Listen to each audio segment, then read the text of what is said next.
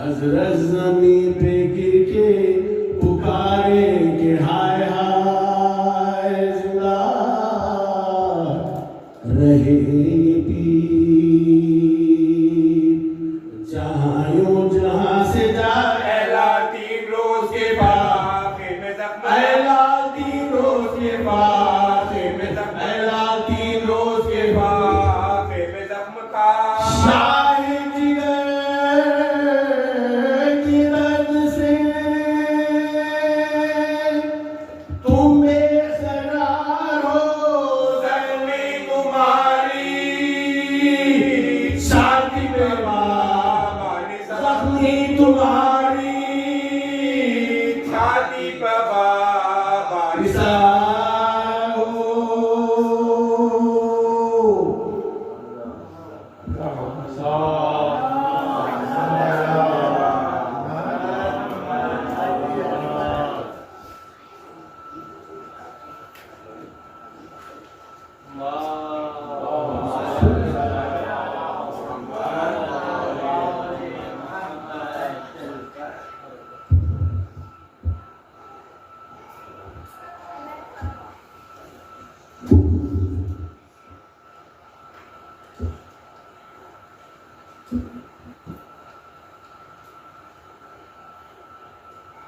لا حول ولا قوة إلا بالله العلي العظيم أعوذ بالله من الشيطان اللعين الرجيم بسم الله الرحمن الرحيم الحمد لله رب العالمين والصلاة والسلام على أشرف الأنبياء والمرسلين خاتم النبيين رحمة للعالمين أبي القاسم محمد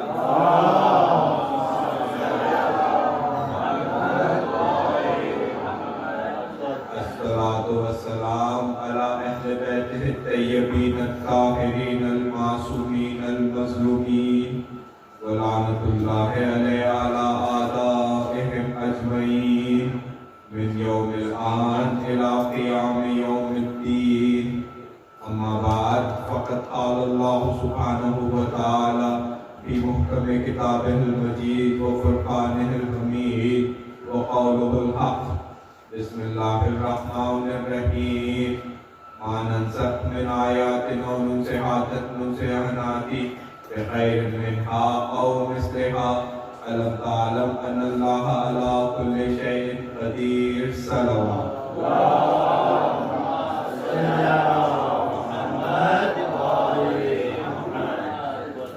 عزاداران امام مظلوم جانثاران حیدر کرار،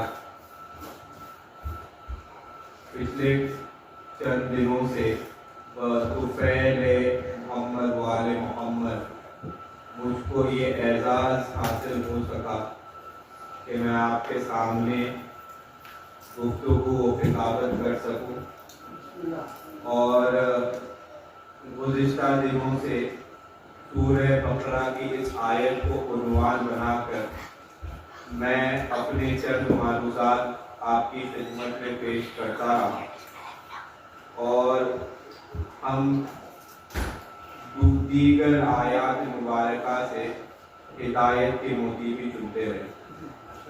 جس آیت کو میں نے سرنامہ کلام قرار دیا ہے میں ارشاد پروردگار ہو رہا ہے کہ جب بھی میں کسی آیت کو منسوخ کرتا ہوں تو میری سنت یہ ہے کہ یا تو اس سے بہتر آیت لاتا ہوں یا اس جیسی مثل لے کے آتا ہوں، اور میں ایسا کر سکتا ہوں کیونکہ میں ہر شے پر قدرت رکھتا ہوں۔ کل کی گفتگو اگر آپ کے ذہنوں میں محفوظ ہے تو کل گفتگو یہاں آ کے رکی تھی کہ پروردگار عالم نے سورہ تحریم میں ارشاد فرمایا وَأَنْجَيْنَاهُ نُوحًا وَأَصْحَابَ السَّفِينَةِ وَجَعَلْنَاهُ آيَاتًا لِلْعَالَمِينَ کہ ہم نے نجات دی نوح کو اور نجات دی اصحاب سفینے کو، اور ہم نے پھر نوح کو اور نوح کی کشتی کو عالمین کے لیے آیت قرار دیا۔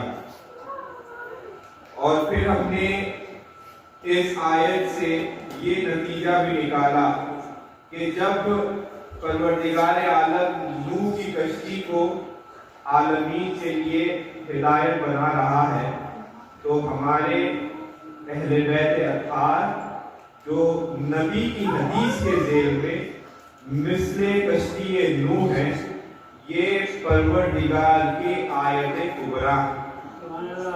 اچھا، نوح کی کشتی میں اور اہل بیت میں فرق کیا؟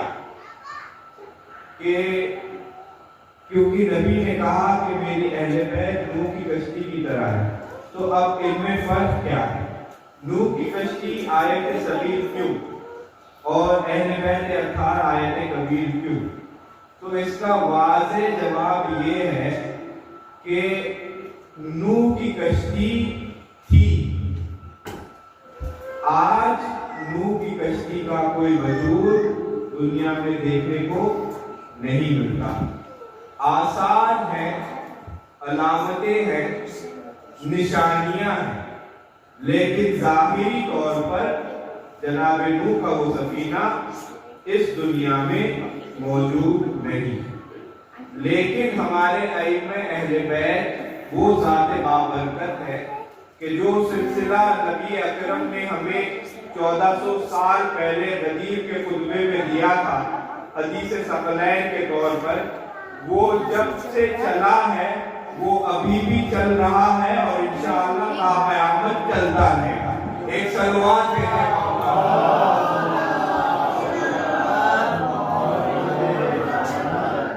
یعنی نوح کی کشتی تھی، نوح کی کشتی میں ہدایت تھی، نوح کی کشتی میں جو سوار ہوا وہ نجات پا گیا، لیکن اہل بیت ابھی بھی ہدایت دے رہے ہیں، اور جو تا قیامت ان کے سفینے میں سوار ہوتا رہے گا وہ مقدر کا دنی ہوگا اور وہی کامیاب و کامران ہوگا۔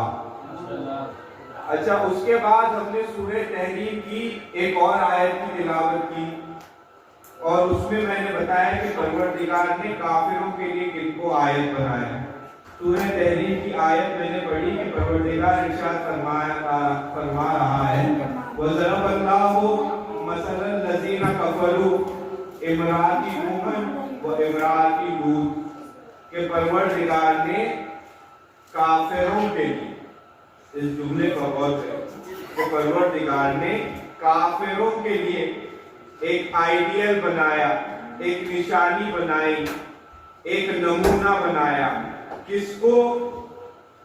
نبی کی بیوی کو۔ اور وہ نبی کی بیویاں کون ہیں؟ جناب نوح کی زوجہ اور جناب لوط کی زوجہ۔ اچھا، پتہ یہ چلا اس آیت سے کہ اگر زوجہ ہو اور اس کا کردار صحیح نہ ہو تو بھلے ہی نبی کی زوجہ کیوں نہ ہو، پروردگار اس کو کافروں کے لیے نمونہ بنا دیتا ہے، کیونکہ یہ وہ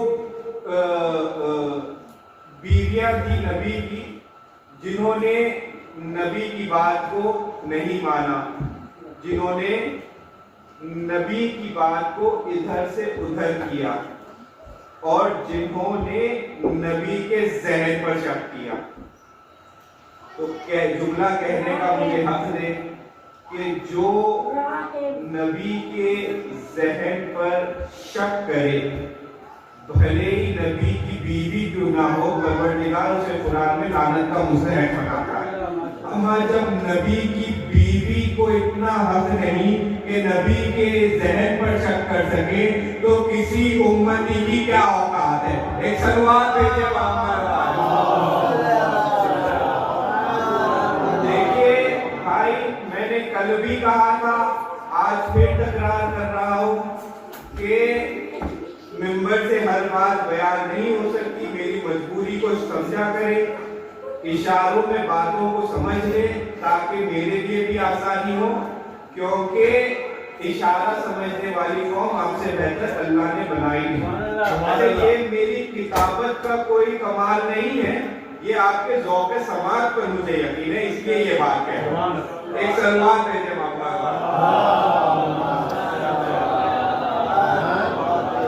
اچھا اس آیت سے پتہ کیا چلا کہ کافروں کے لیے آیت بنایا ہے نبی کی بیوی کو. اب آئیے آپ کو اسی سورے میں بتاتا ہوں کہ ایمان والوں کے لیے پروردگار نے کس کو آیت بنایا ہے. پروردگار کا ارشاد ہو رہا ہے وَضَرَبَ اللَّهُ مَثَلًا الَّذِينَ آمَنُوا امرأۃ فرعون, کہ ہم نے ایمان والوں کے لیے ایک آئیڈیل بنایا, ایک نمونہ بنایا, ایک آیت بنائی. کس کو؟ فرعون کی زوجہ کو. اچھا فرعون کی جو زوجہ تھی ان کا نام کیا تھا بھائی؟ بی بی آسیہ بنت مزاحم. آج بھی بر صغیر کے کئی حصوں میں ایک نظر دی جاتی ہے جس کو 10 بیویوں کی کہانی کہا جاتا ہے. ان میں مختلف بیویوں کا تذکرہ ہوتا ہے اس کہانی میں. اس میں سے ایک بیوی ہے جو بی بی آسیہ ہے. اچھا اس کا کمال کیا تھا بھائی؟ انہوں نے ایسا کیا کمال کیا کہ پروردگار نے قرآن جیسی کتاب میں ان کو ایمان والوں کے لیے ایک نمونہ عمل قرار دیا.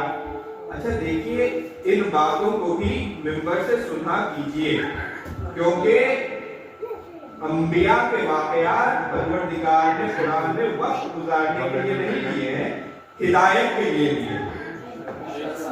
تو ان کا نام تھا بی بی آسیہ بنت مزاحم اور یہ فرعون کی زوجہ تھی. اور اس بی بی کا کمال یہ تھا کہ ظالم کے گھر میں ہوتے ہوئے اس بی بی نے اپنے ایمان کو محفوظ رکھا. اور کیا کمال تھا بھائی اس بی بی کا؟ اچھا ہمارے جو قرآن مجید ہے اس میں کئی انبیاء کا تذکرہ ہے, لیکن اگر آپ پوری قرآن کا مطالعہ کریں گے تو قرآن میں جو کثرت سے جس نبی کا ذکر آیا ہے وہ نبی ہے نبی موسیٰ. جی تو کیوں بھائی؟ اس لیے کیونکہ یہ اللہ سے کلام کیا کرتے اور ان کے واقعات میں پروردگار نے ہدایت چھپا کے رکھی ہوئی ہے. اچھا کلیم اللہ جب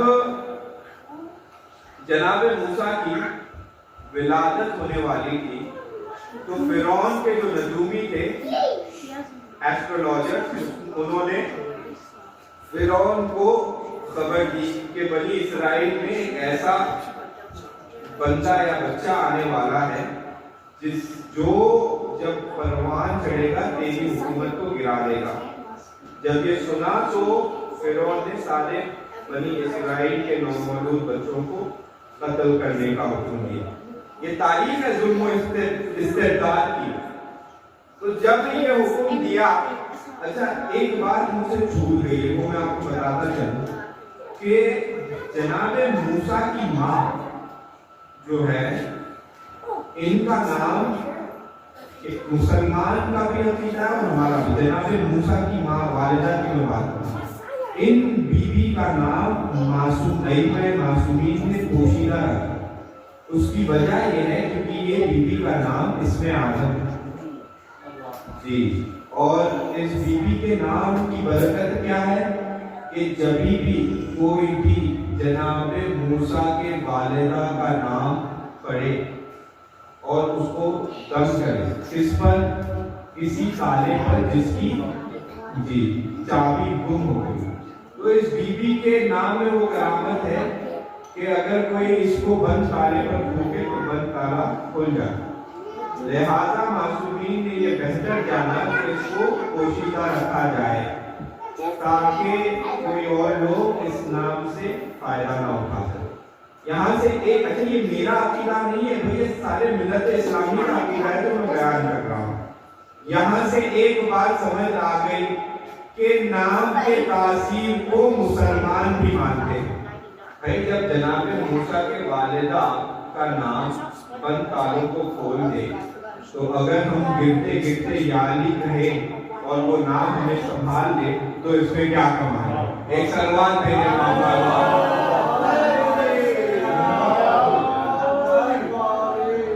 اچھا آپ کہتے ہیں جب بھی ہم یا علی کہتے ہیں تو کہ وہاں سے فتویٰ آتا ہے آپ شرک کر رہے ہیں، آپ بدعت کر رہے ہیں. بھائی نبی کی حدیث ہے کہ اپنے بھائیوں کے لیے ہمیشہ بہتر سوچا کرو. آپ فتویٰ لگانے سے پہلے حسن ظن رکھیے. پروردگار قرآن میں ارشاد فرما رہا ہے کہ سارے اسماء اور حسنہ اللہ کے ہیں، ان کو ان کے نام سے پکارو. اب مجھے کہنے کی اجازت دیجیے اللہ کے اسماء اور حسنہ میں سے ایک نام علی بھی ہے. اب یہ نام ہمیں اچھا لگتا ہے، ہم اس نام سے اس کو پکارے تو آپ کو اس میں کیا پریشانی ہے بھائی. ایک سلوات بھیجے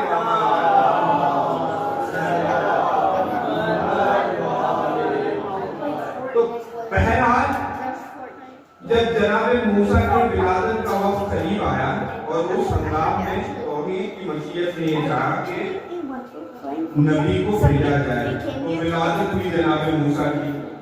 اچھا جب ولادت ہوئی تو پروردگار قرآن میں کہتا ہے کہ جناب موسیٰ کی جان بچانے کے لیے پروردگار نے موسیٰ کی ماں کو وحی کی. یہ الفاظ قرآن میں موجود ہے وَأَوْحَيْنَا أُمِّ مُوسَىٰ کہ ہم نے وحی دی موسیٰ کی ماں کو. اور وحی میں کیا کہا بھائی کہ ایک صندوق لاؤ، لکڑی کا ایک صندوق لاؤ، موسیٰ کو اس میں ڈالو اور صندوق کا جو ڈھکن کہتے ہیں اس کو دبانا، اس کو بند کر کے تالا لگا. اچھا اس بات سے یہ تو پتہ چل گیا کہ وحی الہی صرف ان کے انبیاء تک محدود نہیں ہے، وہ اللہ کل شیء قدیر ہے. وہ جس پہ چاہے اس کی مشیت کے حساب سے وحی نازل کر دے جیسے اس نے موسیٰ کی والدہ پر کی. اب کہنے کا ایک جملہ جی چاہ رہا ہے بھائی جب موسیٰ کی والدہ پر وحی آ سکتی ہے تو فخر موسیٰ کی والدہ پر کیوں نہ آئے. مثال دوں، بی بی فاطمہ بنت اسد جا رہی ہے کعبے میں. اب مجھے نہیں پتا کہ جا رہی ہے یا لے جائی جا رہی ہے وحی کے ذریعے. ایک سلوات بھیجے محمد والے.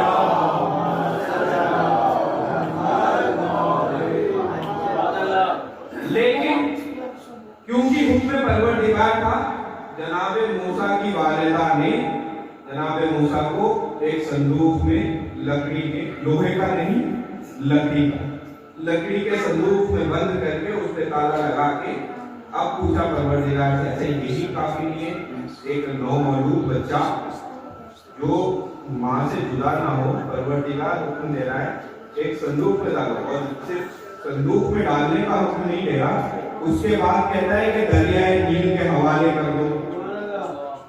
اچھا اب کیونکہ وہ ماں مومنہ تھی اس نے پروردگار کے حکم کی اتباع کی اور اپنے بچے کو دریائے نیل کے حوالے کر دیا. اچھا دریائے نیل پر جناب موسیٰ کا جو صندوق ہے جس میں جناب موسیٰ ہے وہ موجوں میں تیار رہا ہے. جناب موسیٰ کو کوئی فرق محسوس نہیں ہوا. یہ تیرتا دریائے نیل کے اس جگہ پہنچا جہاں بہت ساری دریا کے کنارے جیسے آپ کو سمجھتے نا گھاس، بہت زیادہ گھاس تھی اور وہاں آ کے یہ تابوت رک گیا.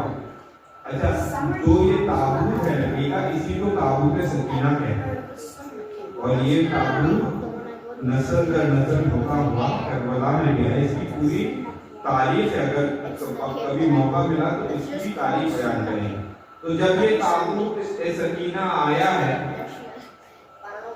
جناب یہ دریائے نیل کے کنارے پر، اچھا وہاں پہ دیکھیے آپ فرعون اور بی بی آسیہ بیٹھے ہوئے تھے دریا کے کنارے.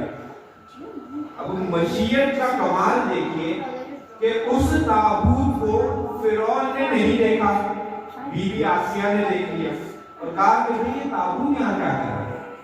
تو جیسے ہی فرعون کی نظر پڑی اس تابوت کو، اس نے کہا کہ اچھا ہاں، اس نے اپنے سپاہیوں کو اشارہ کیا کہ تابوت دیکھا۔ تابوت آیا، تالا کھلا، اندر سے جناب موسیٰ نکلے۔ اچھا اس وقت تک فرعون کو بی بی آسیہ کے ایمان کی خبر نہیں ہے، یہ اپنی زوجہ کی بڑا احترام کرتے ہیں کیونکہ ملکہ مصر بھی تھی۔ جیسے ہی انہوں نے بی بی آسیہ نے جناب موسیٰ کے چہرے پر نظر کی، انہوں نے کہا کہ ہائے کتنا پیارا بچہ ہے، میں اسے پالنا چاہتی ہوں۔ اور بچے کی تو فطرت میں ہوتا ہے رونا۔ جب جناب موسیٰ بی بی آسیہ کی گود میں آئے، رونا بند کر دیا کہ نہ جانے کون سا روحانی رشتہ ہے۔ جناب موسیٰ بی بی آسیہ کی گود میں رونا بند کر دیا۔ اچھا فرعون کیونکہ اتنی عزت کرتا تھا، اس نے کوئی آبجیکشن بھی نہیں کیا۔ اس نے کہا کہ آسیہ ٹھیک ہے، تم اس بچے کو پال تو لو، لیکن اس بچے کا نام کیا رکھو گی؟ اب بی بی آسیہ کا جواب سنیے۔ بی بی آسیہ نے کہا کہ دیکھو کیونکہ یہ بچہ لکڑی کے تابوت سے ملا ہے اور پانی پر وہ تابوت نہر نیل پر سفر کرتا ہوا ہے، آیا ہوا ہے، تو بی بی نے کہا کہ میں کیونکہ یہ بچہ لکڑی اور پانی کے درمیان ملا ہے، میں اس کا نام موسیٰ رکھوں۔ اچھا یہ جو لفظ موسیٰ ہے یہ عربی کا لفظ نہیں ہے، یہ لفظ ہیبرانی زبان ہے، ہیبرو لینگویج جس کو۔ بی بی نے کہا کیونکہ یہ لکڑی اور پانی کے درمیان ملا ہے، لکڑی کو ہیبرانی میں کہتے ہیں موت اور پانی کو ہیبرانی میں کہتے ہیں ساق۔ تو بی بی نے کہا کیونکہ یہ لکڑی اور پانی کے درمیان سے ملا ہوا بچہ ہے، اس کا نام میں رکھتی ہوں موسیٰ۔ اچھا پروردگار کو اس بی بی کا رکھا ہوا نام اتنا پسند آیا کہ قرآن میں پروردگار نے اسی نام سے پکارا ہے جناب موسیٰ۔ ایک سلوات بھیجے محمد کیونکہ پروردگار نے کہا کہ آسیہ تیرا میرے دین پر احسان ہے، تو موسیٰ کے دین کی محسن ہے، اس لیے میں اس نبی کا نام اپنی قرآن مجید میں بھی نہیں بدلوں گا۔ اچھا نام رکھنے کا فلسفہ یہ ہوتا ہے کہ جب بھی وہ نام خیر میں استعمال ہو تو ثواب نام رکھنے والے کو جاتا ہے۔ یعنی جناب موسیٰ کا نام اب جب بھی قیامت تک خیر کے لیے استعمال ہوگا، ثواب بی بی آسیہ کو جائے گا۔ جناب موسیٰ تبلیغ کر رہے ہیں، لوگ ان کے نام کا کلمہ پڑھ رہے ہیں، ثواب بی بی آسیہ کو جائے گا۔ اب مجھے کہنے کی ذرا ایک جملہ آپ اجازت دیں کہ مسلمانوں جب جناب موسیٰ کا نام رکھا کسی ایسی بی بی نے جس کا دین پر احسان تھا، تو پروردگار نے اس کو ایمان والوں کے لیے آیت بنا دیا۔ اب میں سوال کر رہا ہوں کہ آپ کے نبی محمد کا نام کس نے رکھا؟ جواب دوں؟ جواب میں ایک حوالہ ہے اور ایسا زبردست حوالہ ہے، آپ اس کو اپنے صمیم قلب میں اتاریے۔ تاریخ طبری مسلمانوں کے سب سے بڑی اور پرانی تاریخ کی کتاب، اس میں یہ لکھا ہوا ہے کہ جناب ابو طالب نے سب سے پہلے کس نام سے اپنے بھتیجے محمد کو بلایا اور اشعار پڑھے، باضابطہ جناب ابو طالب کے اشعار موجود ہے اس کتاب میں۔ جناب ابو طالب اشعار کہتے ہوئے، نام کہتے ہوئے اپنے بھتیجے کی کہتے ہیں، اے ابن امینات النبی محمدن انزا یفوق نزل الاولاد، کہ یہ جو میرا بھتیجا ابن آمنہ محمد ہے یہ نبی ہے، نبی۔ ظاہر اے ابن امینات، یہ امینہ کا راز محمد نبی ہے۔ اچھا جملہ یہاں تک ہوتا، یہ بات پکی ہو رہی ہے اعلان رسالت سے پہلے، ابھی تو سرکار رسالت ماں کا بچپنا ہے، اور آپ یہ کہتے ہیں کہ نبی 40 سال تک نبی تھے ہی نہیں. بس یہی فرق ہے آپ کے ایمان میں اور کل ایمان کے بابا میں کہ آپ 40 سال تک نبی کو نبی نہ مانے اور میں ابو طالب وہ ہے جو بچپنے میں رسول کے لیے کہے کہ اے نبنا منات نبینا محمد. ایک صلوات بھیجے محمد والے محمد.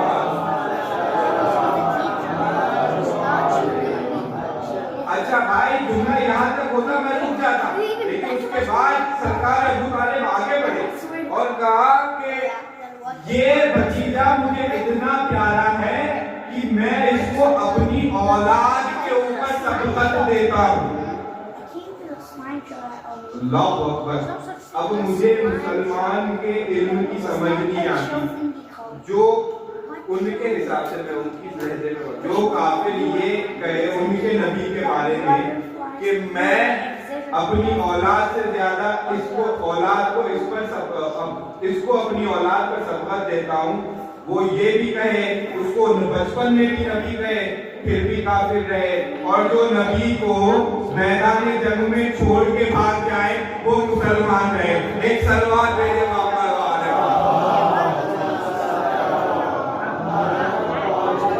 یعنی اس میں جو ہمارے ہندی کی ایک مثال ہے محاورہ جس کو کہتے ہیں وناش کالے وپریت بدھی. جب دماغ پر مشکل وقت آتا ہے تو عقل الٹے قدم چلنا شروع. ایک سلوات بھیجے محمد. اچھا بات صرف یہ نہیں ہے کہ انہوں نے بچپنے میں نبی کہا. ایمان ابو طالب کی ایک دلیل اور دوں کہ بھائی کسی کا ایمان اگر پرکھنا ہو تو آپ سب سے چھوٹا عمل یہ کر سکتے ہیں کہ آپ اس کے گھر جائیں, کیونکہ گھر مکان مقیم کے ایمان کا بتا دیتا ہے. مثلا آپ کسی عیسائی کے گھر جائیں آپ کو جناب عیسیٰ کا وہ کراس ملے گا. کسی یہودی کے گھر جائیں ان کو آپ کو وہ پینٹاگرام ملے گا جو ان کا مذہبی نشان ہے. آپ کسی مسلمان کے گھر جائیں تو آپ کو قرآن مجید ملے گی, نام اللہ, نام محمد صلی اللہ علیہ وسلم, سارا کچھ. تو پتہ یہ چلا کہ مکان مقیم کا یہ ایمان کا بتا دیتا ہے. اب ایک سوال کرتا ہوں, آئیے تاریخ کے کچھ پنے الٹے. دعوت ذوالعشیرہ کہاں ہوئی تھی؟ مکے میں. کس کے گھر ہوئی تھی؟ جناب ابو طالب کے گھر. پروردگار تیرا اپنا کعبہ مکے میں موجود تھا. اگر اسلام کی بات ہو رہی تھی, تیری توحید کی بات ہو رہی تھی, ہونی چاہیے تھی تو تیرے گھر سے ہونی چاہیے. یہ معاذ اللہ اسلام کی دعوت تو کسی ایسے کے گھر کروا رہا ہے جس کے ایمان پر کئی سوال مسلمان اٹھائیں گے. تو جواب ہمیں یہ ملا کیوں نہیں ہوئی دعوت کعبے میں؟ تو ہم کو انہوں نے ہی جواب دیا کہ دیکھیے کعبے میں دعوت اسلام اس لیے نہیں ہوئی کیونکہ اس وقت کعبے میں بہت سارے بت تھے. کعبے میں بہت سارے بت تھے, اس کے پروردگار نے نہیں چاہا کہ دعوت اسلام اس جگہ ہو جہاں بتوں کی پوجا کی جا رہے ہو. اے اما مسلمان ذرا ہوش کے ناخن لیں کہ کعبے میں بت تھے, یا جملہ تبدیل کروں, رحمان کے گھر بت تھے, عمران کے گھر بت نہیں تھے. ایک صلوات بھیجے محمد وعلى محمد.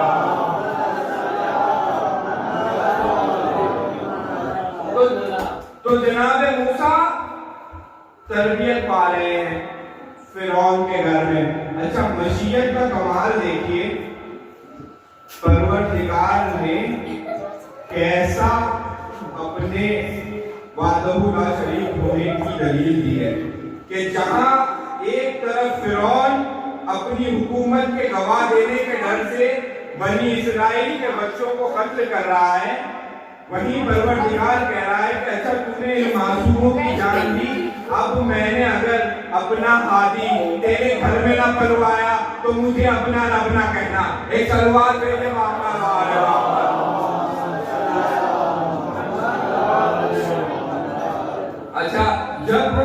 जनाब मूसा परवान चढ़ रहे हैं और जब फिरौन को बीवी आसिया के ईमान का पता चल गया तो ये बड़ा खतरनाक हुआ और इसने बीवी आसिया पे जो जुल्म किया है वो क्या जुल्म किया कि इसने कहा कि गरम तेज धूप में जब आफताब की शिद्दत और एक पत्थर लाया गया और वो पत्थर ऐसा कि पत्थर खोल रहा और उसने कहा कि बीबी आसिया को इस पत्थर पर लिटाया जाए और उनके दोनों हाथों में मेजें गाड़ी जाए, यानी बीबी हिल भी नहीं सकती और बीबी आसिया के ऊपर एक बड़ा सा पत्थर ऊंचाई से फेंका जाए।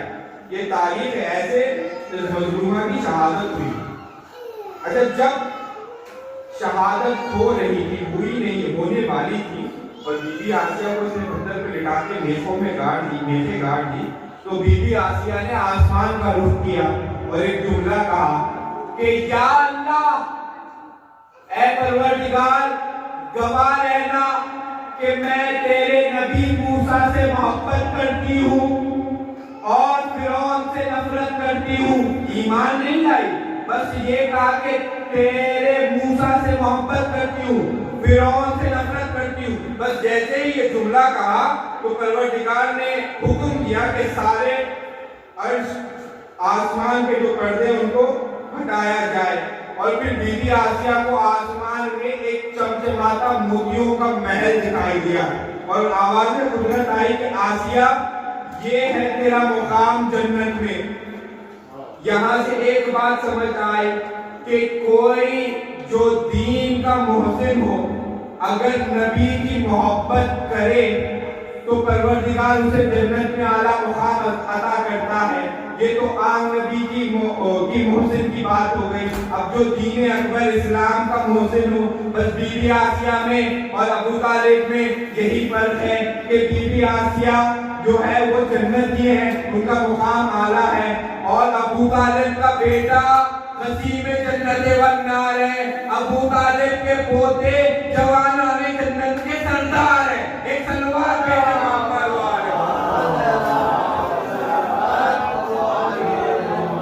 कहां तक अब अभिमान है अबू तालिब पढ़े तो जनाब अबू तालिब से एक शेर याद आ रहा है मुझे इस पे कि हैदर हो के हसनैन के सज्जादे खुदा हो, बाकर हो के मूसा, बाकर हो या जाफर या मूसा या रजा हो, दरबार तकी हो या नकी मस्त दुआ हो, या सरकार हसन तस्करी के हिजाबों में छुपा हो।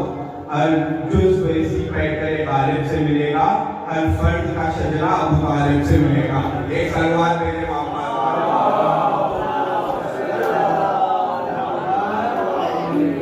बीबी आसिया ईमान वालों के लिए आयत। अच्छा, परवरदिगार आलम ने जो निजाम हिदायत है उसके दो रास्ते बनाए, दो रास्ते इख्तियार किए निजाम हिदायत। एक रास्ता है नबूवत का, एक रास्ता है इमामत का। ये दो ही रास्ते हैं जो परवरदिगार ने इख्तियार किए हिदायत के लिए। तो जो नबूवत का रास्ता है उसमें 1,24,000 पैगंबर अंबिया रसूल मौजूद। जो इमामत का रास्ता है उसमें 12 इमाम मौजूद। यानी जो गुज़िश्ता सालों में 1,24,000 अंबिया ने किया वो क़यामत तक अब ये 12 करेंगे। तो अच्छा, कमाल है जनाब अबू तालिब के घराने। ये दोनों रास्ते जो इख्तियार हुए हैं ये इमरान के घर में इख्तियार हुए। ये दोनों रास्ते एक वक्त में एक जनाब इमरान के घर में मौजूद। एक रिसालत से मोहम्मद बना, एक इमामत से अली बना। तो कहने की मुझे इजाजत दीजिए कि अबू तालिब ने 2 बच्चे पाले, एक बड़ा होके मोहम्मद बना, दूसरा बड़ा होके अली बना। वहीं अबू सुफियान के घराने में भी 2 बच्चे हैं, एक बड़ा होके मुआविया बना, दूसरा बड़ा होके यजीद बना। एक सलवार भेजे मोहम्मद आ रहे हैं।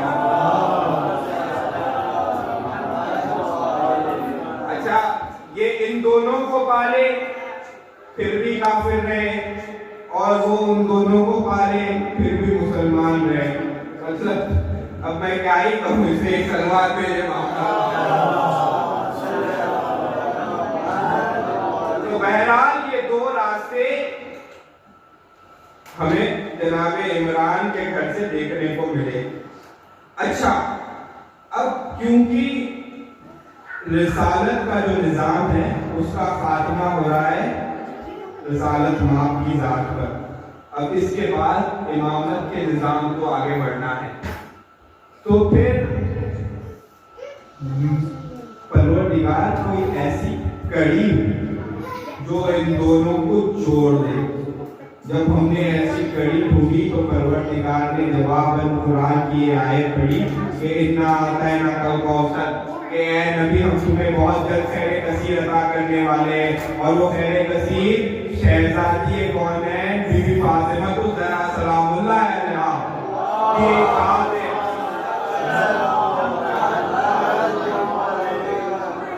کہ یہ بی بی نبی کی بیٹی بن کے آئی اور نبی کی بیٹی سے امام کی زوجہ بن کے گئی, اور اب قیامت تک جو نسل آگے بڑھی ہے وہ اسی بی بی کی نسل ہے. ایک سلوات دے جمع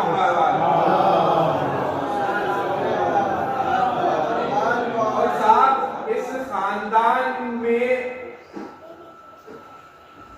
متشابہات کی عجیب مثال دیکھنے کو ملی کہ یہ تینوں چیزیں رسالت, امامت اور بی بی فاطمہ الزہرا کی عبرت ہمیں میدان کربلا میں صرف ایک ہستی میں دیکھنے ملی, اور وہ ہستی کا نام ہے امام حسین کے فرزند جناب علی اکبر. نام علی ہے, ہم شبیہ پیغمبر ہے اور ہے بی بی فاطمہ کے پوتے. ایک سلوات پیش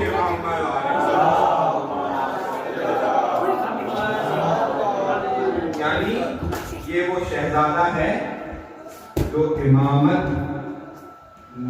رسالت اور بی بی کی عطرت کا مجموعہ و مظہر میدان کربلا میں. اور حسین کے خود کے الفاظ ہیں کہ اے پروردگار مجھے جب سخت حاجت محسوس ہوئی کہ میں اپنے والدہ کا دیدار کروں تو میں اپنے بیٹے علی اکبر کی زیارت کیا کرتا. عزیزان محترم, آپ کے چھٹے امام سے کسی سوال کرنے والے نے پوچھا کہ مولا یہ تو بتائیے کہ انسان کی زندگی میں سب سے زیادہ خوشی کا موقع کب ہوتا ہے؟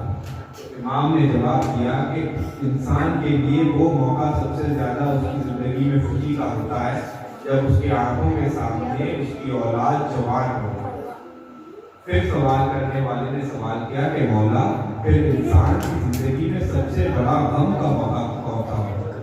امام نے رو کے جواب دیا کہ اسی جوان اولاد کا مر جانا ماں باپ یا انسان کی زندگی میں سب سے بڑا غم کا موقع. یہ تو کسی عام اولاد کی بات ہو رہی ہے اور جس کا علی اکبر جیسا حسین بیٹا.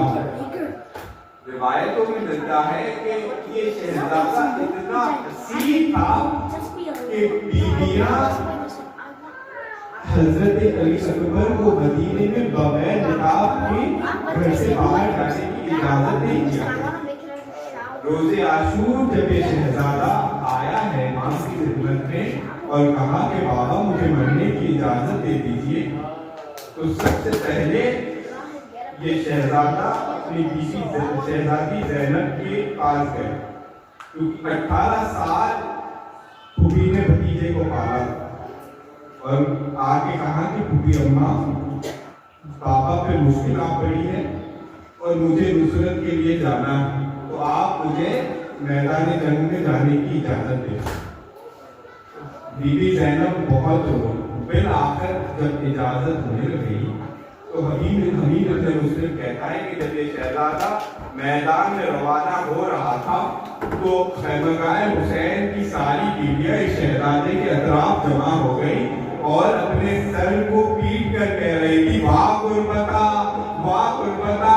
حبیب ابن مسلم کہتا ہے کہ ایسے لگ رہا تھا کہ کوئی جوان نہیں رخصت ہو رہا ہے لیکن ایک بھرے گھر سے کسی کا جنازہ اٹھ رہا ہے. اچھا یہ شہزادی کی سواری کا نام عقاب ہے. غور سے سننا اس بات. یہ رسول اکرم کا سب سے پسندیدہ گھوڑا تھا اور رسول اکرم سب سے زیادہ اسی پر سواری کیا کرتے ہیں. اور یہ گھوڑے کی رفتار روایتوں میں ملتی ہے کہ اتنی تیز تھی کہ جب یہ گشت لگاتا تو ایسے لگتا کہ ایک عقاب واقعاً ہوا میں پرواز کر رہا ہے. اب یہ سن لیا. علی اکبر گھوڑے پر بیٹھے اور ایک مرتبہ چلے میدان کی طرف. علی اکبر عقاب کو دوڑا رہے ہیں. پیچھے پیچھے حسین دوڑتے دوڑتے آ رہے ہیں. علی اکبر نے اپنے گھوڑے کی رفتار کو تیز کی. حسین نے اپنی رفتار کو تیز کی. علی اکبر نے اپنے گھوڑے کی رفتار کو اور تیز کیا. حسین اور تیزی سے بھاگنے لگے اور یہ کہہ کے بھاگنے لگے محلن محلن یا بنیا اے میرے لال دھیرے دھیرے جانا. اب علی اکبر کی گھوڑے کی رفتار اور تیز ہوئی کہ اتنے میں علی اکبر نے کسی برقع پوش بیوی کو اپنے رہبان کے سامنے دیکھا اور وہ بیوی کہہ رہی ہے اکبر رک جا میرا لال حسین پیچھے زمین کربلا پر گر گیا. ایک مرتبہ گھوڑے سے اترے اپنے بابا کے پاس آئے اپنے بابا کو اٹھایا اور سوال کیا بابا آپ نے تو رخصت کر دیا تھا. کہا میرے لال کاش تم بھی صاحب اولاد ہوتے تم میری مصیبت کو سمجھ سکتے. جاؤ لال خدا حافظ. ایک مرتبہ علی اکبر گھوڑے پر سوار ہوئے اور چلے میدان میں. بڑی جانفشانی سے جنگ کی اور ایسی جنگ کی کہ میدان کربلا میں جنگ احد اور جنگ خندق کو یاد دلا دیا. عمر ابن سعد نے کہا کہ ارے یہ علی حیدر کرار کا پوتا ہے اس سے ایسے جنگ نہیں ہوگی. اور اتنی شدت سے جنگ کر رہے ہیں علی اکبر. اور یہاں خیمہ میں کیا منظر ہے کہ حسین خیمہ سے کھڑے اپنے لال کی جنگ دیکھ رہے ہیں. اتنی شدت سے جنگ کی اور جنگ کرتے قتل کرتے اتنی دور چلے گئے اکبر کہ حسین کی آنکھوں سے اوجھل ہو گئے. جب آنکھوں سے اوجھل ہو گئے تو ایک مرتبہ حسین نے خیمے کا رخ کیا اور کہا لیلا میرا لال ظلم کے بادلوں میں چھپ گیا ہے اس کی خیریت کی دعا کرنا. جب یہ سنا ایک مرتبہ بی بی لیلا نے اور مصلی بچھایا نماز پڑھی دعا کے لیے ہاتھ اٹھائے اور کہا اے حاجرہ سے اسماعیل کو ملانے والے اے یعقوب کو یوسف سے ملانے والے مجھے اپنے لال سے ملا دے. دعا مستجاب ہوئی. علی اکبر فتح کر کے میدان لوٹے اپنی ماں سے ملاقات کی اور جب اپنے بابا کے پاس آئے تو ایک عجیب فکرہ کہا بابا تھوڑا سا پانی اگر مل جاتا تو اس فوج اشقیاء کو بتاتا کہ میں کس کا پوتا ہوں. جب یہ سنا تو حسین کی غربت کا عالم یہ تھا کہ کہا میرے لال آپ ایک کام کیجئے اپنے ذہن کو میرے ذہن میں لے لیجئے. جب یہ سنا تو علی اکبر نے اپنی زبان کو حسین کی زبان پر رکھا. بس جیسے ہی زبان کو رکھا فوراً واپس بھیجا اور کہا بابا آپ کی زبان پر میری زبان سے زیادہ کاٹے. اب علی اکبر کو حسین کی پیاس بھول گئی. اب جنگ کرتے جا رہے آئے کب تک جنگ ہوتی. ایک ملعون حسین ابن امیر نے موقع غنیمت جانا اور برچی ماری. علی اکبر کے سینے میں وہ برچی پیوست ہوئی. جب اس نے نیزہ نکالا تو اس برچی کی علی کا پھل اکبر کے سینے میں رہ گیا. بس گھوڑے سے زمین پر آتے اکبر نے صدا دی بابا اپنے لال کا سلام آخر قبول کیجیے. جب یہ صدا سنی فوراً حسین سجدے میں گر گئے. کہا پروردگار تیرا شکر ہے حسین کی سجدے قربانی کو قبول کر لیا. اب جو سجدے سے سر اٹھایا میدان کی طرف دیکھا اور آواز دی اے میرے لال اکبر ایک بار اپنے ضعیف باپ کو سزا دو اس لیے کہ اکبر مجھے میدان کربلا میں کچھ بھی سجائی نہیں دے رہا. بس یہ سزا کرتے جاتے میدان میں بھٹکتے جاتے. اور عالم کیا ہے کہ روایتوں میں ملتا ہے کہ حسین کو جب بہت دیر ہو گئی اور اپنے لال کی لاش نہ ملی تو تو ایک مرتبہ زمین پر بیٹھ گئے اور گریہ کرنے لگے کہ اتنے میں حسین کے پاس علی اکبر کی سواری آئی ہے۔ جب علی اکبر کی سواری کو حسین نے محسوس کیا تو ایک مرتبہ عقاب کے گلے میں باہیں ڈال دی اور اس کے کان میں رو کے کہا عقاب مجھے اپنے لال کے پاس لے چل۔ جب یہ کہا عقاب علی اکبر حسین کو علی اکبر کے لاشے کے پاس لے آیا۔ آئے حسین نے کیا منظر دیکھا، 18 سال کی حسین کی کمائی آپ کو خون میں گلتا ہے، بس اپنے آپ کو اپنے جواب کے لاشے پر گرا دیا۔ اب عالم کیا ہے؟ حسین کہتے میرے لال علی اکبر غریب باپ آیا ہے بیٹا۔ علی اکبر جواب نہیں دیتے۔ حسین نے اپنے رخسارے کو علی اکبر کے رخسارے پر رکھ دیا، کہا میرے لال علی اکبر اس مصیبت کے عالم میں اپنے بابا کے صبر کا امتحان نہ لو۔ جب علی اکبر نے پھر بھی جواب نہ دیا تو ایک مرتبہ حسین اٹھے اور حسین نے محسوس کیا کہ علی اکبر اپنے سینے پر ہاتھ جمائے بیٹھے۔ اب جو ایک مرتبہ حسین نے ہاتھوں کو ہٹایا تو کیا دیکھا کہ برچھی کا پن ہے جو علی اکبر کے سینے میں پیوست ہے۔ بس ایک مرتبہ حسین خوب گریہ کرنے لگے، پھر اپنے دونوں زانوؤں کو زمین کربلا پر رکھا، ایک مرتبہ آستینوں کو الٹا۔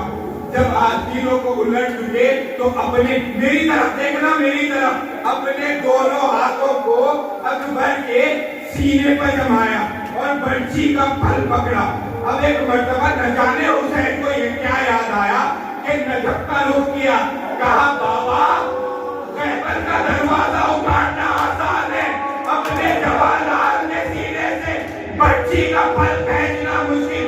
ایک مرتبہ حسین نے چاہا کہ برچھی کا پھل کھینچے، لیکن جب کھینچنے لگے اکبر کا جسم برچھی کی ہڈی کے ساتھ اٹھنے لگا۔ ایک مرتبہ ہاتھوں کو چھوڑ دیا، کہا میرے لال بابا اتنی محنت کر رہا ہے، کچھ مدد اپنے بابا کی بھی کر دو۔ ایک مرتبہ پھر جب برچھی پر ہاتھ رکھا اور جب برچھی کا پھل کھینچا ایک خون کا فوارہ، کہا انا للہ و انا الیہ راجعون۔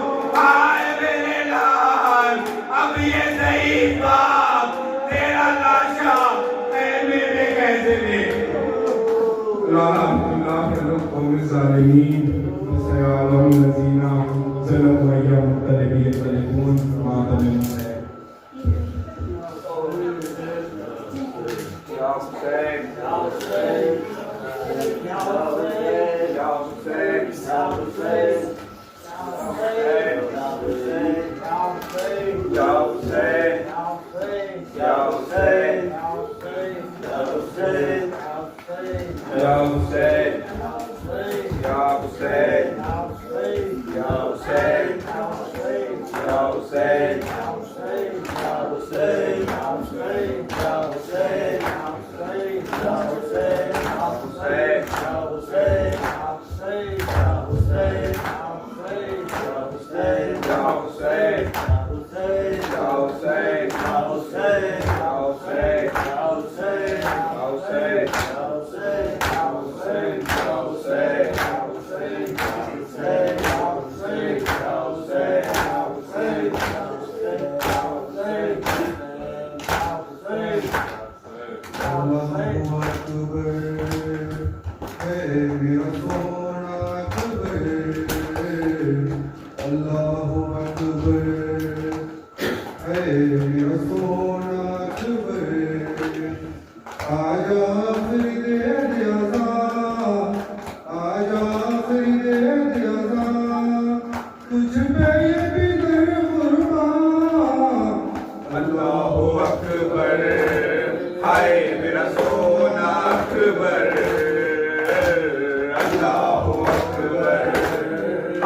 میرا سونا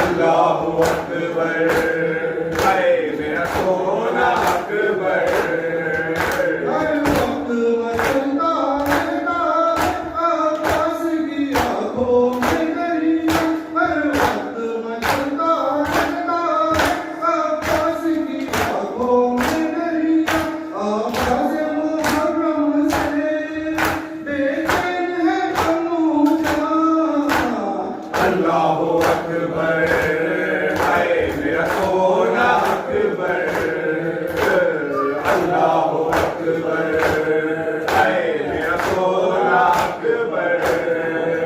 हम लोग बचा कर आए, मकबूल से रोए हम लोग बचा कर आए, मकबूल से रोए उनको में बुरी से करना है यही अल्लाह अकबर, हाय मेरा सोना अकबर, अल्लाह अकबर, हाय मेरा सोना अकबर। ज़ख्मों का सहरा बंदा अब खुद से रिश्ता कर ले, ज़ख्मों का सहरा बंदा अब खुद से रिश्ता कर ले। देखा मेरी माँ को है तेरी शादी का अरमान। अल्लाह अकबर, हाय मेरा सोना अकबर, अल्लाह अकबर, हाय मेरा सोना अकबर। अब सबके कबीले वालों मिल रहे गले तलवारों, अब आके कबीले वालों मिल रहे गले तलवारों। आशाल मोहम्मद में होती है कुर्बान। अल्लाह अकबर, हाय मेरा सोना अकबर, अल्लाह अकबर, हाय मेरा सोना अकबर। ऐशे के अलमदार अब्बा सफा, ऐशे के अलमदार अब्बा सफा, ऐ यार वफादार अब्बा सफा, ऐ यार वफादार अब्बा सफा, ऐ जी के मददगार अब्बा सफा, ऐ जी के मददगार अब्बा सफा, ऐ शाह के गमदार अब्बा सफा, ऐ शाह के गमदार अब्बा सफा। हाय हाय हाय हाय हाय। अस्सलाम वालेकुम या अल्लाह, अस्सलाम वालेकुम या रसूलल्लाह, अस्सलाम वालेकुम या अमीरुल मोमिनीन व सय्यदुल मुरसलीन। अस्सलाम वालेकुम फारूक ज़हरा सय्यदुन निसाइल आलमीन। अस्सलामु अलैकुम व रहमतुल्लाहि व बरकातुहू। अस्सलामु अलैका या मौलाया इब्न मौलाया, अस्सलामु अलैका या गरीबुल गुरबा, अस्सलामु अलैका या सुल्तान वला रब्बुल अजम, अस्सलामु अलैका या अबुल समीआन इब्न मुसीर रहमतुल्लाहि व बरकातुहू। अस्सलामु अलैका या हज़रत अबुल फज़ल अब्बास बाब नवाइस खाइस दीन खमर बनी हाशिम। अस्सलामु अलैकुम व रहमतुल्लाहि व बरकातुहू। अस्सलामु अलैकुम या साहिब अस्र ज़मान, अस्सलामु अलैकुम या खलीफतुर रहमान, अस्सलामु अलैकुम या शरीकल कुरान, अस्सलामु अलैकुम इमाम इंसिल बयान, अस्सलामु अलैकुम मुज़म्मिलान, अस्सलामु अलैकुम इमाम ज़ुमन हाउज़ा, अजल्लाहु ताला फरजक, वसल्लल्लाहु ताला मखरजक व ज़हूरक। अस्सलामु अलैकुम व रहमतुल्लाहि व बरकातुहू।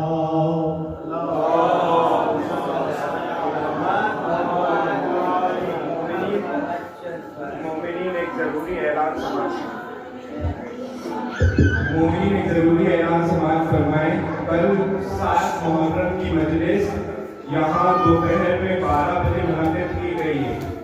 इंशाअल्लाह कल 7 मुहर्रम जो मजलिस यहाँ पे 7 बजे शाम को की जाती है, उसका वक्त बदल कर दोपहर 12 बजे कर दिया गया। और 8 मुहर्रम के दिन बाद नमाज मगरिब यहाँ से मस्जिद के बाद नियाज का भी एहतमाम किया गया है और बाबुल वाइज की हाजिरी का भी इंतजाम किया गया है। मोमिनीन एक जरूरी एहसान और समाज फरमाएं कि आपकी गाड़ियों के लिए पार्किंग वहाँ ग्राउंड के पास जो पार्किंग अवेलेबल है वहाँ किया कीजिए ताकि आपको भी परेशानी का सामना ना करना पड़े। पहले महीने के एतराज़ात सुनने को आ रहे हैं, इसलिए बेहतर ये होगा कि आप ग्राउंड के पास अपनी गाड़ियों की पार्किंग कर दें ताकि सबके लिए आसान हो। एक सलवार पहले